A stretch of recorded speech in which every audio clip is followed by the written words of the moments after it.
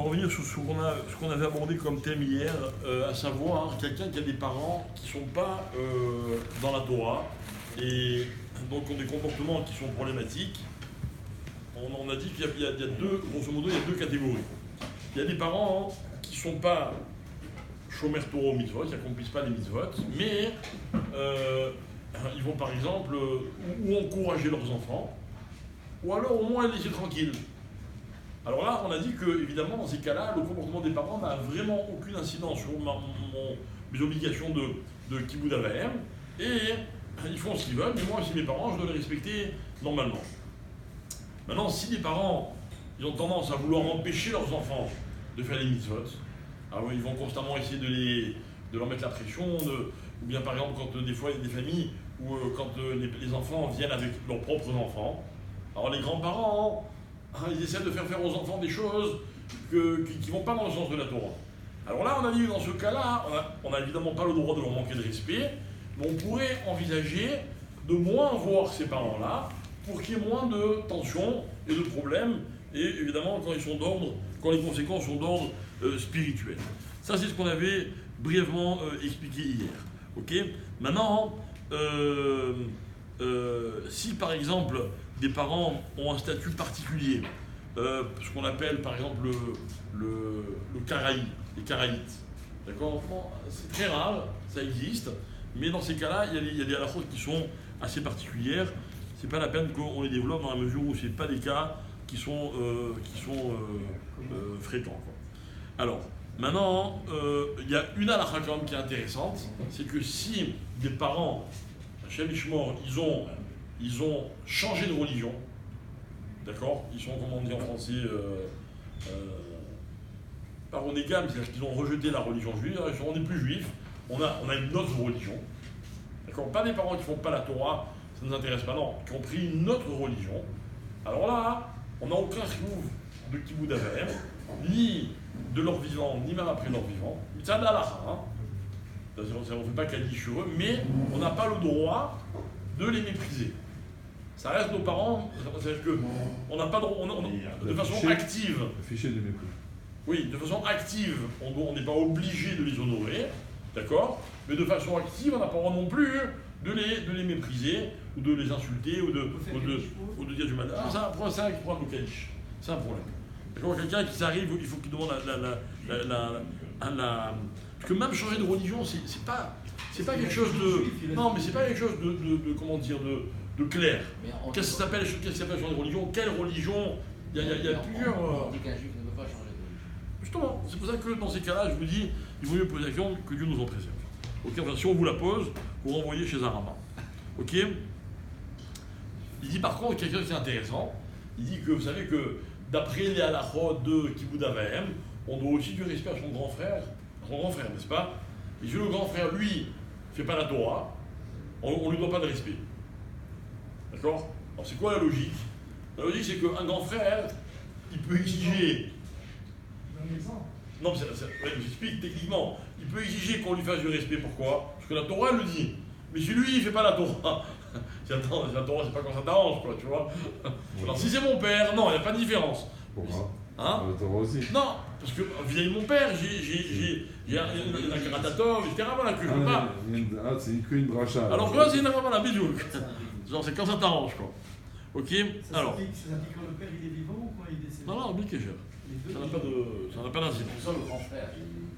C'est pas un kibbutz. C'est une bonne question ce qu'il pose. C'est pas qu'on est chayav du kavod de son frère par rapport à son père. Et que si le père il est plus là, non. On lui doit du kavod. Ça, c'est vrai pour le grand-père. On n'a rien à voir. Ou pour le beau-père, ou des trucs comme ça. Pour le beau-père. Ok. Alors,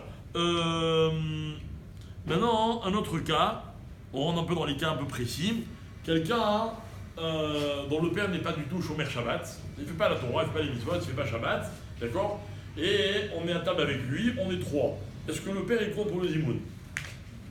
Oui. D'accord ? Oui. Alors ça, ce sont des cas. Alors, les maasés pour le zimoun, on le compte. On le compte. D'accord ? Pourquoi on le compte ? Pour ne pas faire de marloquette.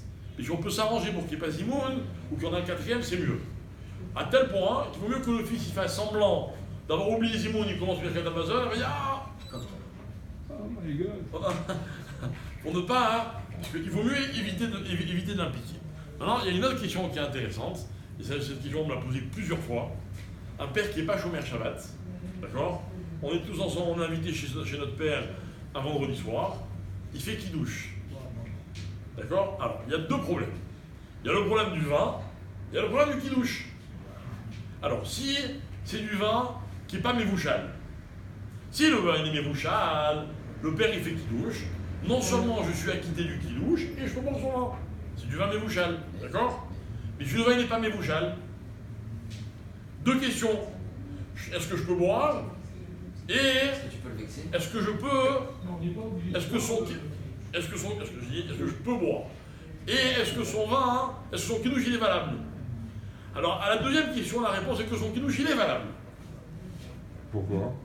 Il est valable. Quelqu'un qui met Kadesh sur du vin, même si lui-même il n'est pas chômeur Shabbat, s'appelle je suis Otse, je quitte de son kidouche. D'accord? Bien.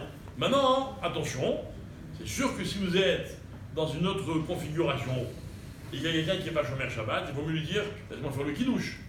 D'accord? Mais là, on parle de mon père. C'est-à-dire que si je lui dis papa, je peux faire le kidouche moi et qu'il va se vexer, alors c'est sûr qu'il vaut mieux lui laisser faire le kidouche à lui que de le vexer. Maintenant, le père il fait le kidouche, le vin n'est pas mévouchal, le père il sert à son fils et il attend. Et si jamais le fils il boit pas, Il faut que son fils y boive. ça va faire des histoires. Il faut boire, il faut boire. Le shalom, il est plus important. Ah, il faut boire, faut boire. Ouais, il faut boire. Depuis quand le shalom est plus important que les mitzvot? Si mon père il me dit prends la voiture, Shabbat, Non, Non, dans mais ce là, cas-là, il va non. transgresser là. Ouais, Il va dans ce cas-là, pas de Shabbat, là. et il transgresse quoi? Mais même ça, le papa il est juif. Bah, c'est cachot. Les Kharamim ont été métaken, qu'on ne boit pas le vin d'un juif qui n'est pas chômeur Shabbat. C'est d'un juif, mais pas ton père. Un juif, mon père il n'est pas juif? Non, j'ai compris. Non, j'explique. Je vais vous donner la halakha. Je vais vous donner la halakha, mais il ne faut pas dire n'importe quoi. D'accord? C'est le issour, il existe. Seulement, c'est un issour des rabbanan. Pourquoi c'est un issour des rabbanan? Parce que les maasés, le vin, ça ne s'appelle pas du vin Messer, avec lequel on fait Avodazara. D'accord? Donc, C'est une staccasse. c'est un ramim pour le goy. Les ramim ont rajouté aussi le juif qui n'a pas chômeur Shabbat. Donc, on va dire comme ça, que dans le cas de Kibbout Avahem, les ramim, c'est pas sûr qu'ils aient fait cette takana. Normalement, on est marmire, on ne boit pas, même le vin de son père qui n'est pas chômeur Shabbat.